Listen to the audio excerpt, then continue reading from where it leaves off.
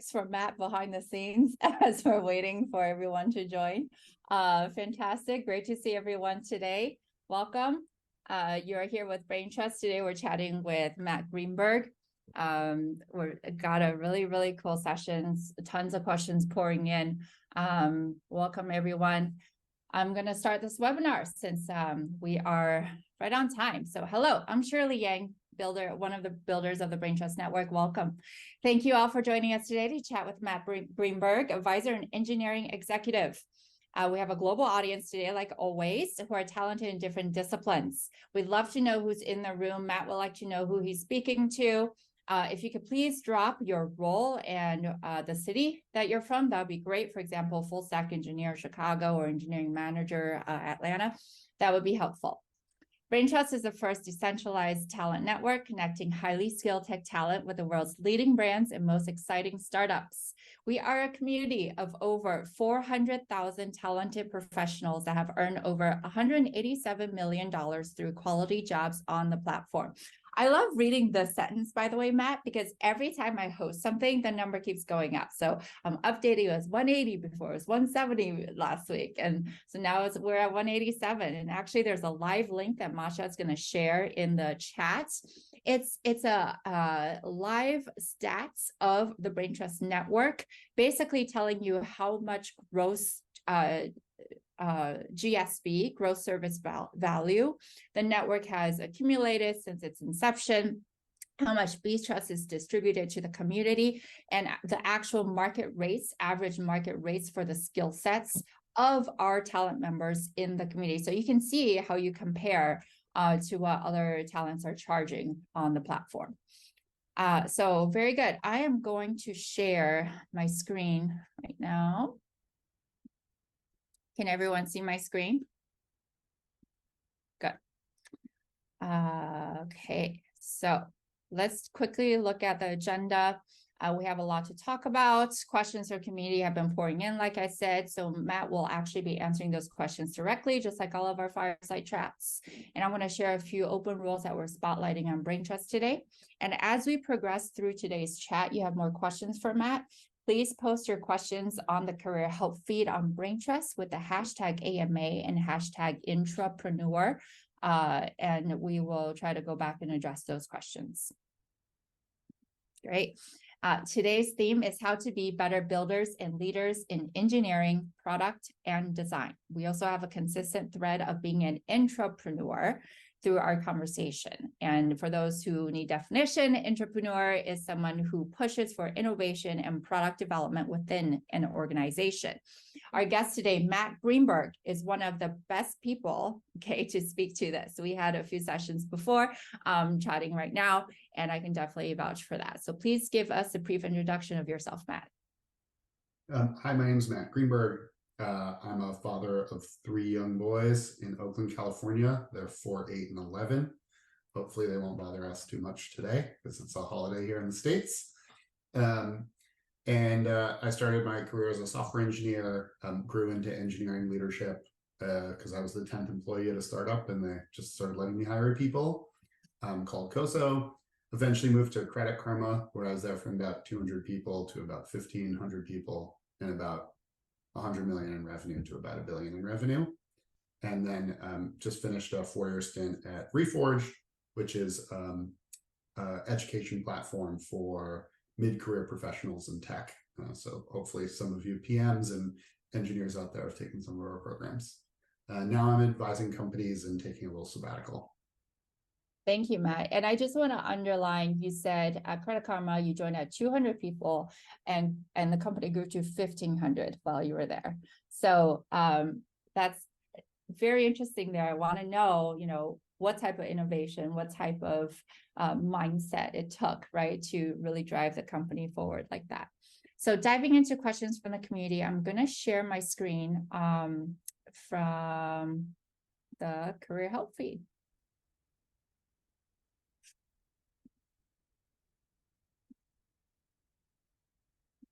Sorry, let me just get this correct.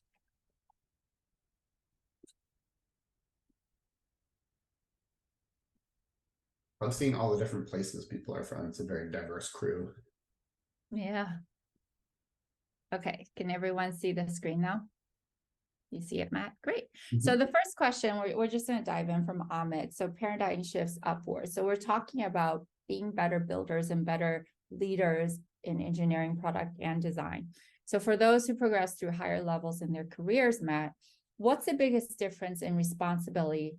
Paradigm shift, I assume this is something that's more your mentality from lower positions, solo contributors, ICs to upper positions as manager, director, VP, and C level. Very general, but tell us what's the first things that come to mind? I think the first thing that comes to mind for me is what I would call like organizational judgment. And early in your career, I think most people get to the point where for their like individual team, they kind of can optimize the best decision. But over time, as you grow in your career, you don't get to optimize for one team. You have to optimize for a lot of teams. So you have people coming into your office and they all have ideas. And in the context of that one decision, they're all good ideas. But you see this interconnected network of all of the teams and also the industry and your competitors and your users. And you recognize that like it's a zero-sum game. There's an opportunity cost for every decision. And the hard thing, I think, is just like widening the aperture of how you see problems so that you can see them on a global enough scale to make decisions that impact more and more people. And I think the folks who figure that out earlier in their career and sort of raise the eye line of how they see problems, even as the problems are smaller, tend to move through those positions the fastest. And for those people who sort of like refuse to see beyond the stuff that's immediately in front of them and get frustrated by it, I think they really struggle to grow in their career. Okay, can we dive a little deeper? I remember our first chat, you talked about organizational judgment and sort of you talked about a matrix of, and then you pull teams into your room and then they will have to talk to each other and decide what actually is the thing we need to do when there are conflicts. I thought that was interesting. Can we go into that a little? Yeah, sure. So in my own teams, oftentimes a thing that I really look for is like teaching organizational judgment. And what I'm largely doing is a few things. One, in my orgs, I only allow what I call clean escalation. I forget where I got the term, but I think it's probably like Googleable and out there. And the basic idea of clean escalation is that all of the people who have an opinion on the subject and are relevant get to share their opinion. So if someone comes to my office and starts complaining about another team, I just have to like, hey, stop. You want to complain about this team, the two of you are going to come together and you're going to air your grievances between me. So the three of us can do it together. And then that way, as I'm helping them figure it out, everyone gets to see how I navigate the problem and learn from that as a group. So I'm often trying to just say like, how am I thinking about this? How do I describe it? And there's a model called the situational leadership model, and it talks a lot about like coaching as a mentality. And my friend usually says like coaching is built on asking questions. So like rather than telling people the answer, like how do you ask a bunch of questions and bring them through it? So when I bring people in for a clean escalation, my ask is for their options and for them to defend their recommendation. And the reason I'm doing that is I want to see how they think about the problem today. So then I can help them rethink about the problem in a different way.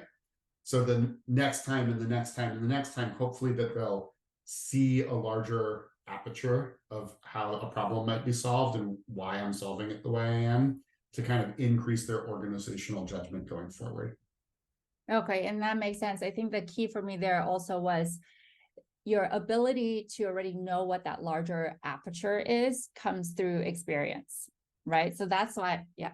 Yeah, experience and empathy, right? Okay. So as a father of 3 young kids, like most of us start as sociopaths on some level, and we just like don't really understand how to think about others in the same way.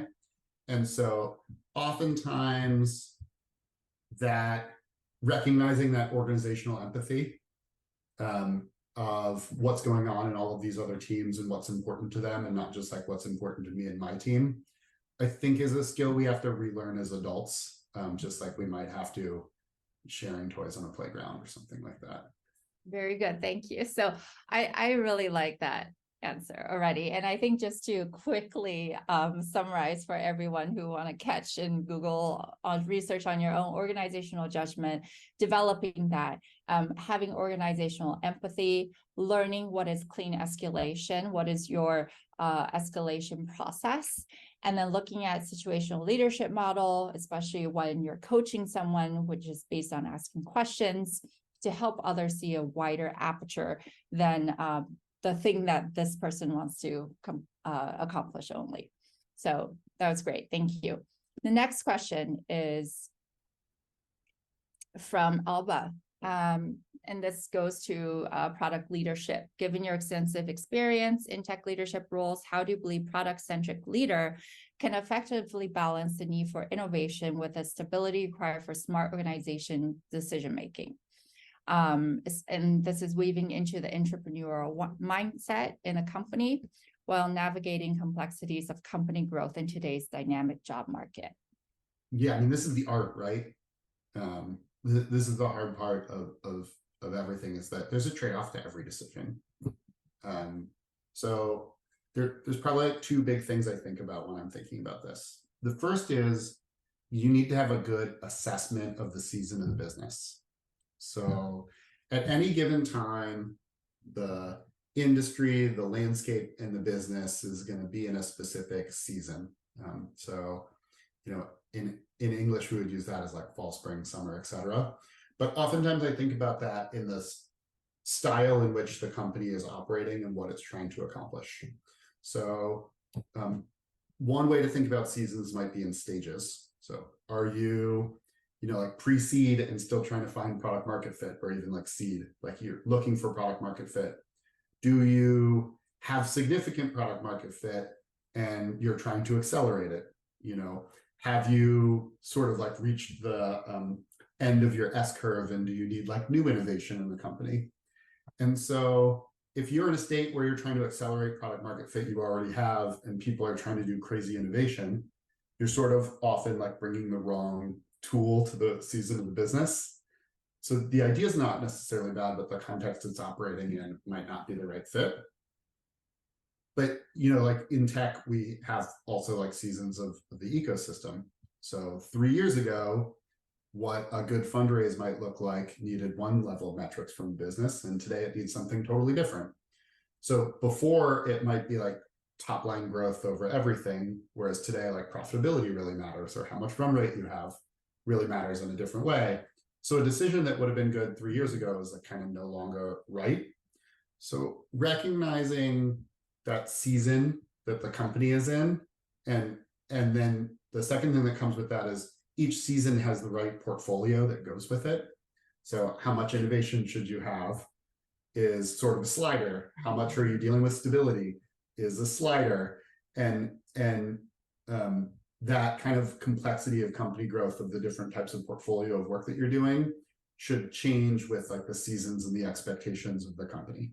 So we're trying to like balance each of those sliders against this like broader season. And so as an intrapreneur, what you're trying to understand is, what do my leaders think our current season is? How are they trying to adjust things?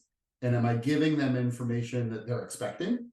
Or am I giving them information and like proposing an idea that runs counter to what they're expecting? So if we don't have product market fit yet, and I'm worried about running out of money, and someone's coming into my office talking about this big like infrastructure and stability project, my starting point for that is going to be like, no, if the infrastructure doesn't fall apart, the company's going to fail. So I'm like willing to let the infrastructure fall apart a little bit in order to make sure the company succeeds. Whereas if the infrastructure is falling apart while the company is scaling, and I'm just trying to keep it all together no matter what, and someone's promoting this like new innovation, and I'm worried that like the whole infrastructure we're standing on is going to fall apart tomorrow, I'm going to basically say like, well, why am I getting this idea right now? So I think that you kind of want to start with what's the position the business is in, and what is the right type of innovation or problem or entrepreneurial thing to bring to the table to solve the most important problems in business today. And that is kind of, I think, the starting point for any one of these things. And it's sort of, yeah, more art than science of just understanding where everything feels to people. And I think recognizing that, like right or wrong, objectively, however subjectively the organization feels, the leadership feels, is sort of the starting point for solving all of those problems. So even if you think you found like the most important thing the business can be working on, if no one else is thinking that way, it's going to be hard to get your idea through. You have to first change their way of thinking and then bring the idea to the table versus just like push an idea through people who aren't ready for it. Right. Long answer, but very complicated question. I know. And that made me think, so as a leader, do you assess out to see what other people feel, what stage you're in, or are you responsible for communicating what stage you're in? Because there may be different interpretations from people on different teams, or like, what does the blend look like? Yeah, I think that you're doing both all the time. And you do see like leaders in companies who disagree about these things and therefore like push slightly differing agendas. That happens. Like companies are complicated because people work in them and we're just like inherently flawed. So you just kind of have to recognize kind of what are the internal headwinds and tailwinds for any given idea, and like catch the right things and avoid the wrong things as you go. And so ultimately you're looking to just like solve not necessarily the biggest problem the business has, but solve the biggest problem that you are capable of solving that the business has. That's probably like a slightly different topic. That's fine. But really important one as well. Next one, we're going to move on to roles. So Ava had a question about nonlinear career progression. She's held roles in product management, UX, and product strategy. She wants to increase responsibility and impact, but also feel like the most senior she gets, the more people wants to put her in a box, either PM, URX, specific titles. Any advice how to advance in your career without necessarily having to specialize? It's like harder, right?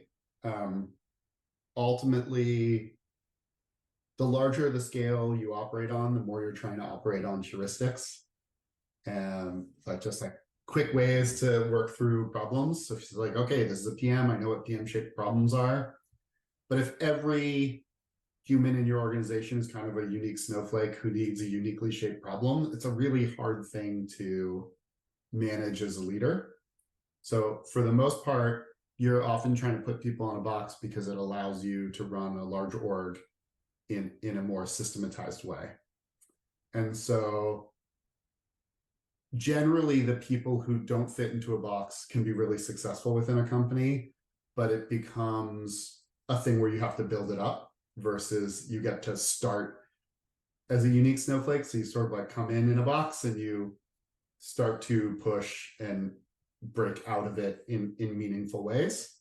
So I think that a lot of times what it means to advance in a career without specialization is being willing to take lesser roles and trust yourself to exceed their expectations and grow within companies, because you'll almost never, until you get really, really senior, be someone who can come in with people understanding what you can do for impact if it doesn't fit into a box. You kind of have to like go in meeting someone's expectations and then like go exceed them and trust yourself to grow. And some of the most successful people I've seen at companies like Credit Karma are people who, as the company is growing, there's a lot of chaos, and the folks who are able to step outside their box and organize some of that chaos keep getting rewarded over and over again. And hopefully you like grow to a point where your title is really appreciated externally, but it's hard for people externally to even understand that kind of like nuanced value you bring to the table when you don't fit into a box. So often they need to like, they'll grow to a certain point, then they'll take a half step down and then grow up again, and they'll take a half step down until they're kind of like really reach the point where they, their like network travels with them and their kind of reputation travels with them. Yeah, I think that makes a lot of sense. And also it depends on what company you're working at, right? How flexible are they? How much are they willing to grow with you? I think the company culture. And I think it's almost like you go in, you prove that you can do well and beyond whatever scope the box that they gave you. And then you do other things that are also awesome. Then you get to say, I also want to do this. So now my title is that, right? So you expand your own role, starting from the box position. Yeah, I mean, surely this kind of happened to you at Brain Trust too, right? Yeah, it did. And it's been great, started off in community and community really is whatever people, need and helping talent succeed is my job. And whatever that is, I try to fulfill. So it's a very fluid type of role. Totally. Yeah. Next one. So this is more for a executive question from Paul. What are the best things to have on your resume to be a CTO? Now, not just resume, of course. I'm sure this means in his toolbox of experience. And in addition, what are the most important things you want to make sure you surface for recruiters? Yeah, I'm not huge on titles. And I actually think engineering is one of the more nuanced ecosystems, like CTO versus VP of engineering versus SVP of something or other. Titles are always weird. And when you go in as an engineering leader who's pretty senior, most of my interviews at this point, hopefully potty language is okay, but like every company's fucked up, right? Like they all have things that are wrong with them. And most of the time as a senior engineering leader, you're often coming in because the person who's in their seat our orgs get really large in engineering, has sort of like outgrown either their happy place or their skill set in what it requires to manage people. So you're often being hired as like the grown up. For a founder who's often a CTO to become like the VP of engineering, and you'll still report to the CEO, but you'll be on the exec team, but there's another person there. And navigating those dynamics is really complicated. And generally people want to overhire for their roles. So they're looking for someone who's done before what they're going to do now. So, if you want to be hired to be a CTO at a company, one, you have to navigate dynamics where often in our ecosystem, people think of CTOs as technical founders or like people who are focused on purely the technology versus the org management. Whereas VP of engineering is typically the exec who's the like organizational leader. But C-level titles are C-level titles, so sometimes you get them if there's not another CTO. The title kind of just like depends on the nuance of the organization. I think generally what people are looking for is, have you done before the thing that you're going to do again? And yeah, like recognize that people are trying to hire someone who they feel super confident is going to hit their role out of the park. Otherwise, they would probably promote from within for it. Yeah, right. And I think Greg from the community echoes that you have to have been a CTO already, almost at most places, right? Do the thing that you want to be hired for when it comes to the C-level. Okay, so next one is a little different. It's about soft skills. So he's mid-career, age 30. I would say 30 is very young to reach very top of the ladder like you've done. Can you share some of the most important technical and soft skills that's helped you throughout your journey? I generally don't think technical skills are that important. Engineers get upset when I say that, but at a certain point, once you reach senior engineer, the nuances of technical skills start just getting smaller and smaller in their meaning and the way that they can impact things. And the thing that gets harder is, there's maybe like a handful, we love this term 10x engineer, and there's maybe a handful of people, you're like John Carmacks and Linus Torvalds of the world, who put on headphones and lock themselves in a room and create code no one else can create. But the vast majority of us are mortal, and the way we build big things is we have big teams. And then so the more important skill, I think, the more common 10x engineer is the engineer who can work with 100 other engineers and make all of them 10% better. And then they've had the impact of 10 times their role. And that's really hard, because engineers are more like artists than they are scientists. They're like fickle and they operate in this gray area all the time. And there's a lot of these like nuanced decisions we have to make, and we tend to be pretty opinionated about them. It's like someone who can navigate that and bring people through decision making in ways that make them really happy and focused and get more out of them tend to be like the most valuable people as things get bigger. And that implicit leadership is what I typically think makes up like staff and senior staff and principal engineers. I'd say like 8 out of 10 times, and the other 2 out of 10 have just like a pure technical specialization that helps them grow. So if you want to keep growing as like a software engineer, you either need a deep specialization in a specific area, or you need soft skills that help you navigate problems with others.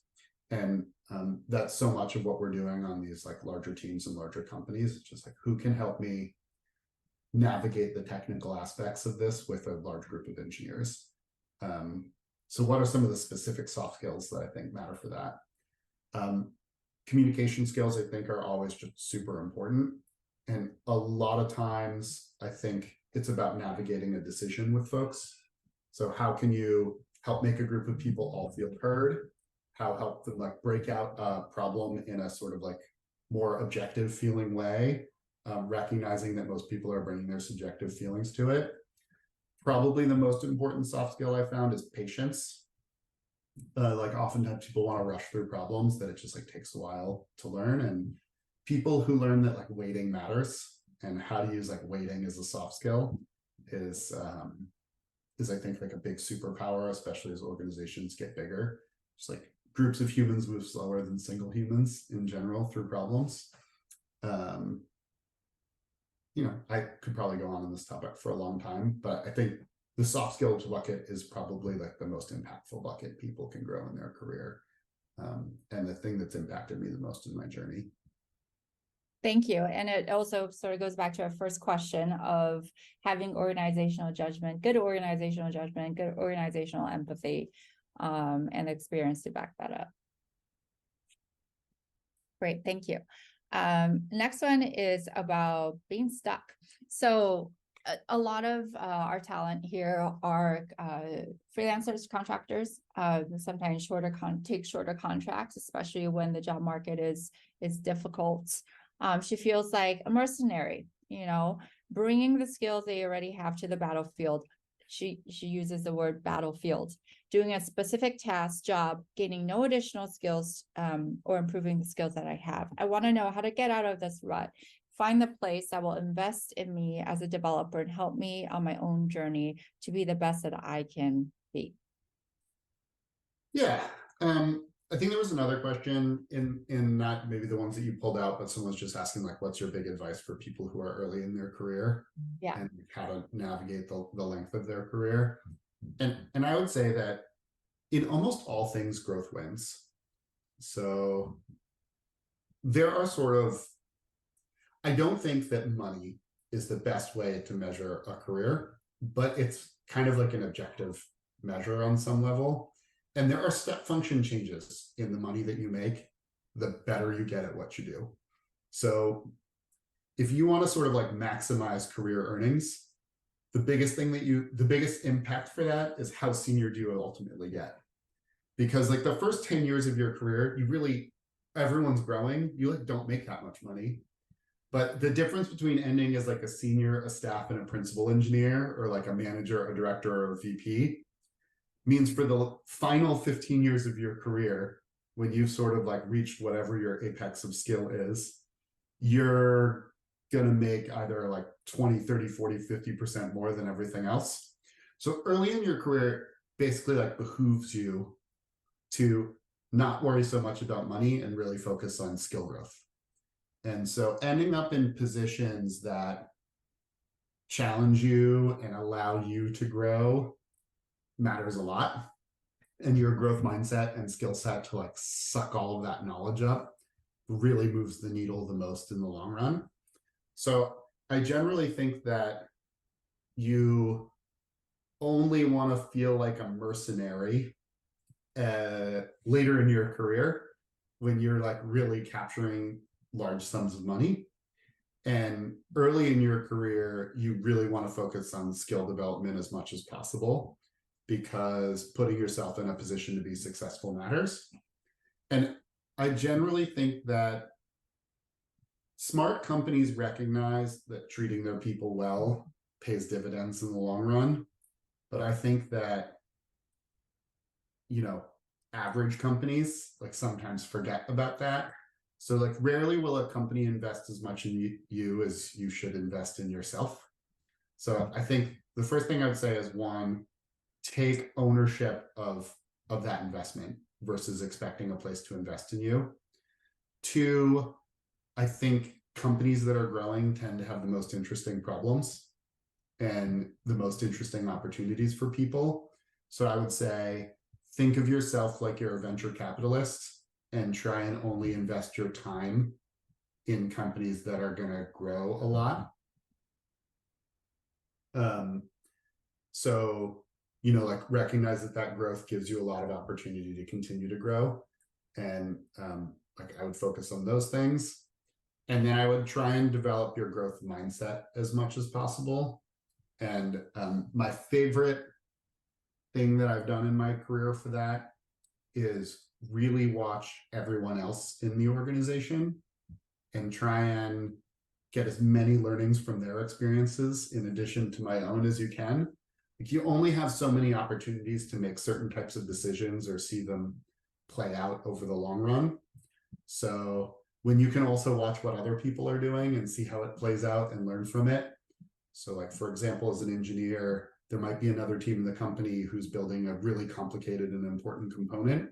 It's like knowing about their projects and what decisions they made and why they made them and what they saw when they made them, and seeing how that plays out over 3, 6, 9, 12 months, 2 years, 3 years, and then like trying to learn from that in addition to just the stuff that you're working on, I think allows you to grow faster and get more repetitions in decision making. And that can be really meaningful. And so, you know, I think just like really trying to focus on that, recognizing you do need a job, but there are a lot of jobs out there, and I would focus on like finding the most quality one for you. And I would define quality as like returning opportunity for growth. And so growth mindset, super important. Like you talked about, one thing that reminds me September is talking about is maybe you know, adopting that intrapreneur mindset. Even though you're hired for X skill or X role, you raise your hand for something else while you're in that role. Quick personal example, I started off as project management, right? Project manager. And I was like, oh, you know, I really want to go into product. So how do I do that? So as a project manager, I look for ways to act more like a product manager and maybe come up with ideas or projects and tell my boss, hey, I want to do this. Can I just test run with it or just experiment on my own to really shift over to product? And the next role I apply for that product. So you sort of reach and try to make yourself do it before you're ready. At least that's what I did. Hopefully, maybe some people are in the same position. Also, you pick up transferable skills. I see Deborah and Tracy talked about transferable skills and not sure how to get hired if you can't show in a direct role. You know, really, sometimes it's about highlighting what you did and what you want the recruiter to know, what you've done at your past role, so that you can set yourself for success for the new one that you're looking for, even though it's not, you know, the same role, right? And the hard thing about it is like interviewing is a really lossy process. Like, it's not good. The best interview processes, you spend what, like 4 or 6 hours interviewing with a company, Mm-hmm. Let's be honest, like our first week working there, we've 10x that time. So for the most part, one, like if you do bad interviewing, it's a separate skill from work and you should just like not let it get you down. But to Shirley's point, like a lot of times when you stretch past what people think, they see it happen at work and they see you do a thing and they're like, I want you to do that on my team. That's going to be a lot like product management. Like, come try it. Yeah.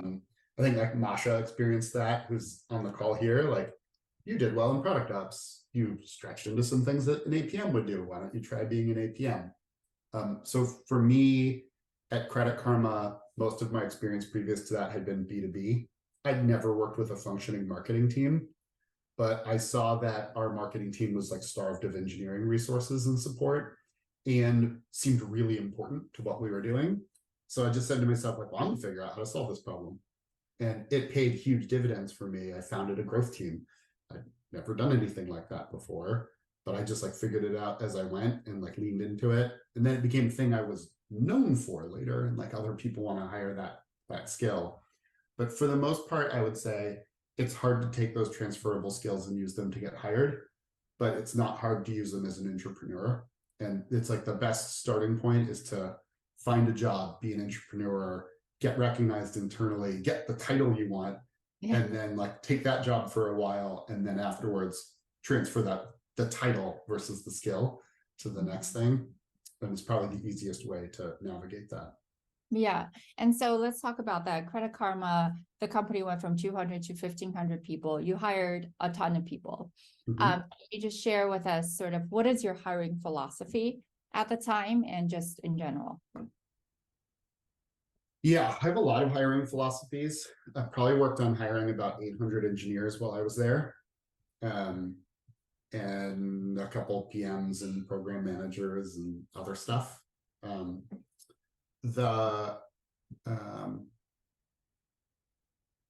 think that there's a few things that I look for. I'm sorry, some people won't like some of these. Let's be honest. I think that what I found in my career is there's sort of this like mid-career valley. I'd say between maybe like 2 or 3 years of experience and maybe 7 years of experience, where people think they know what they're doing, and they want to be valued like a senior person, but they don't really have senior experience yet. And I generally try and avoid people in that valley. And I kind of only hire those people on referral because they all feel like they should be working at Google and making hundreds of thousands of dollars a year and being recognized for a lot of experience. I'm big on behavioral interviewing. And so I like to try and hire senior people who have, again, sorry for the language, but have seen some shit. And you sort of can see the calmness of folks who have navigated some complicated problems in their career, because most of what we do is navigate complicated problems, and you're looking for that experience.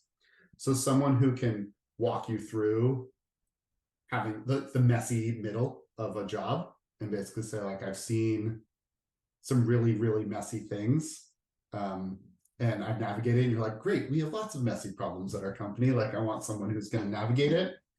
Or I want to hire early career people who are really hungry to learn, and then I can teach them what I want them to do, and they'll do it. So if you're in that kind of messy middle, or really any point later in your career too, I think the best way to get into companies is referral. So, you know, like folks who have worked with you before and said, Shirley solved a ton of our hardest problems, we should hire them again. Like that means a lot to me because I know interviews are not super accurate. And then the second thing that you want is to show up and just basically like feel like this person's going to be a great team member. And they're going to learn a lot, and they're going to like bring a calmness to what they're doing. I think Kim is talking to this in a really meaningful way for me. So I loved hiring people out of code schools because a lot of times, even though they were new to software development, it was like old hat for them to have seen some shit. So like an EMT was one of my best hires of all time in software engineering because they were just like, oh yeah, I'm used to dealing with high pressure problems and working through it sanely. And you're like, great, I have a lot of problems that aren't remotely close to that high pressure, but it still like tilts people and they get upset and, it's hard to navigate. And I just want someone who's going to approach that with calmness. So for me as a hiring manager, like I know what I'm looking for, but I think a lot of hiring managers don't know what they're looking for. And they run this kind of almost arbitrary process with an arbitrary set of questions, and you're either a fit for it or you aren't. So, you know, but you have to kind of like figure out how you just like get in the door. And then what really matters is being successful. So I recognize that hiring is a lossy process. So that means that once I bring someone on, how do I onboard them and help make sure I made a good decision and then like be willing to do something about it afterwards? So like, for example, I'm willing to promote people 3 months after I hire them because like a lot of times I mishire folks. But I also generally tend to try and not try to like level people in a hiring process. So I don't really care what your title was before. I don't want to over title you, because if I over title you, then you're much more likely to be failing in your role. Whereas like I can't demote people very easily. But if you hire someone at senior who's not performing at senior, you kind of have to fire them afterwards or like be willing to demote them. And that's a difficult position to be in. So you're looking for people who can kind of like prove their experience as best as possible. But what it also means is if hiring is a practice, you have to like get good at it. So how do you tell your stories well? How do you explain your experience well?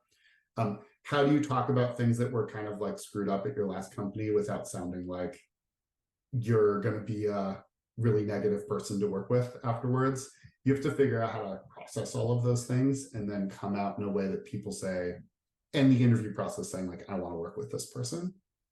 And then I think as a hiring team, you're also going through those processes and like, how do I challenge this person, but also make them want to work with me afterwards? And, you're ultimately looking for good long-term fit in those things. Fantastic. And what's really interesting is those who joined us last time, we spoke with Andrew Hayward. He was ex Google recruiter, he was at Adobe, and now he's at Roblox.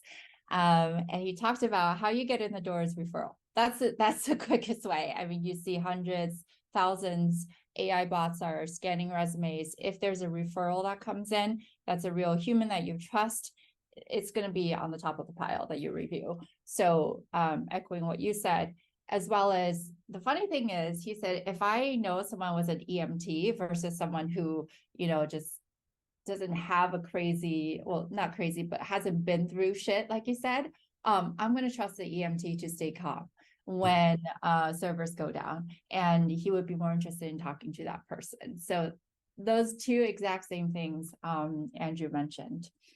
And so also lastly, to recap what you said, hiring people with all the experience, you rather be able to promote them within 3 months than having to demote them or actually fire them because they can't live up to what you hire them for is really important. And of course, looking for someone you want to work with, who wants to work with you in that long-term fit.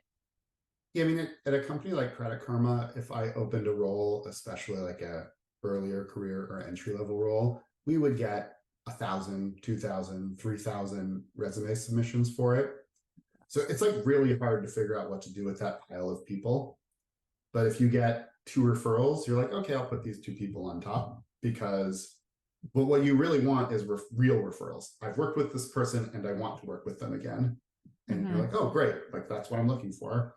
But then the other thing that you have is you have people who like really try and hunt you down. And I would say if it seems like a couple people are having a hard time getting that first callback, and I would just say like instead of just submitting your resume, like message someone on LinkedIn or through Brain Trust or whatever who's looking a hiring manager, and just like make yourself stand out somehow.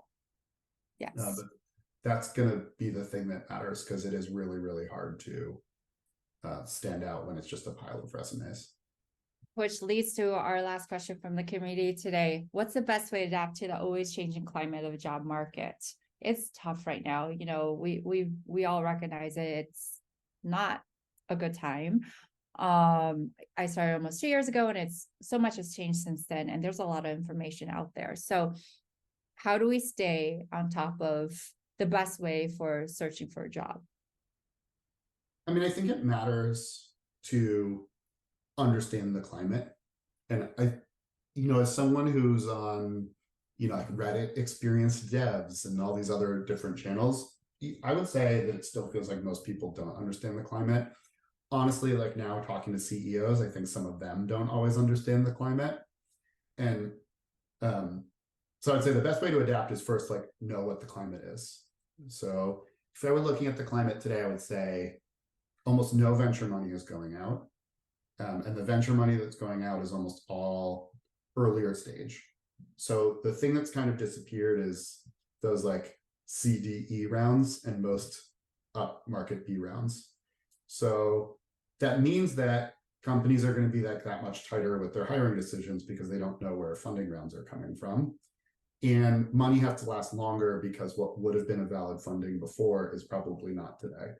So I think a lot of people don't understand how the dynamics of that work, which we could run through if it matters for folks.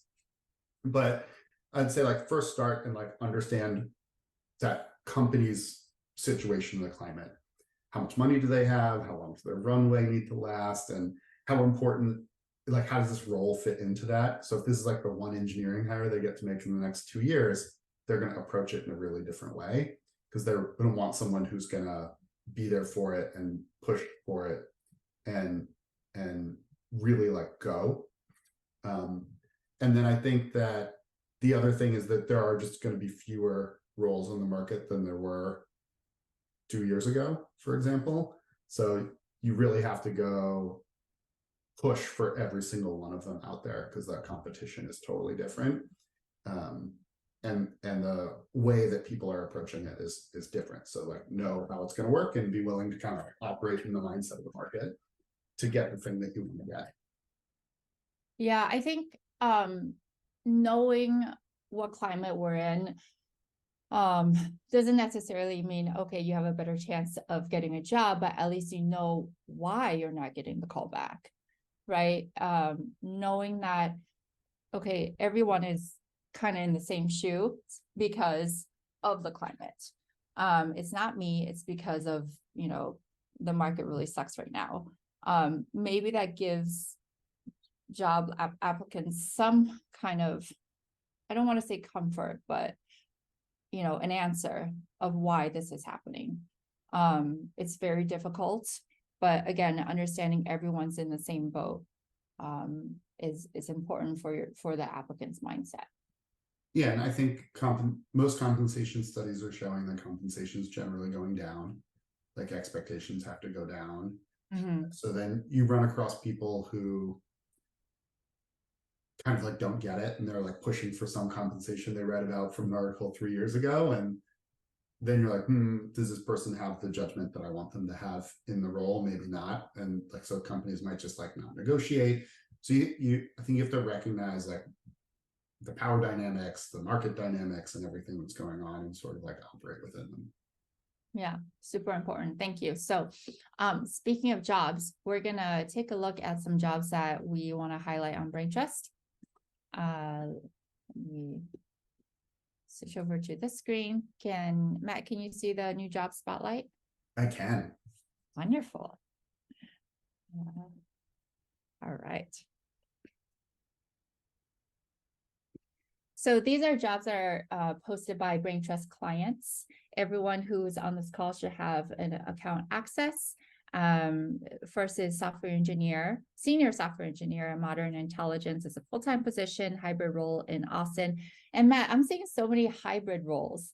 I went on maternity leave for a couple of months and I came back, everything is hybrid. Before it's remote or in person, now everything's hybrid, which is really interesting. It doesn't surprise me. I think we don't really have playbooks for operating remote companies. Mm-hmm. And I would say, having worked remotely a bunch, it's hard to do things with teams. It's easier to do work by yourself, but you sort of lack that empathy and connectedness and kind of culture that I think makes a lot of work happen.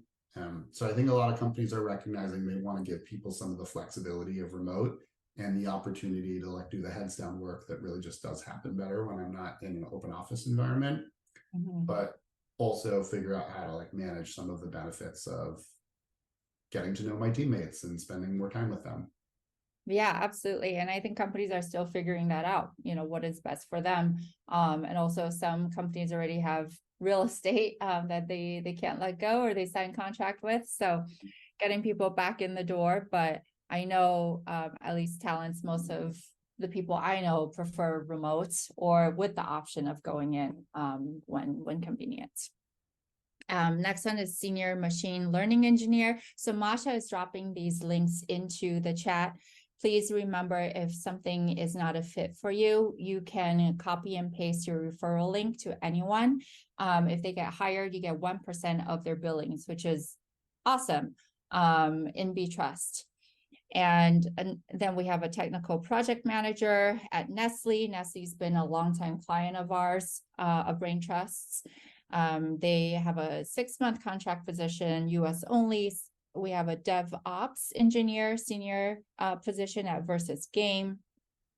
Principal front-end engineer at Athena Health. Athena Health has also been a long-term client of Brain Trust since years ago when I started. So really great to see that they're coming back around after, certain months of the uncertainty of how many people enterprises are hiring. Great to see them posting jobs again.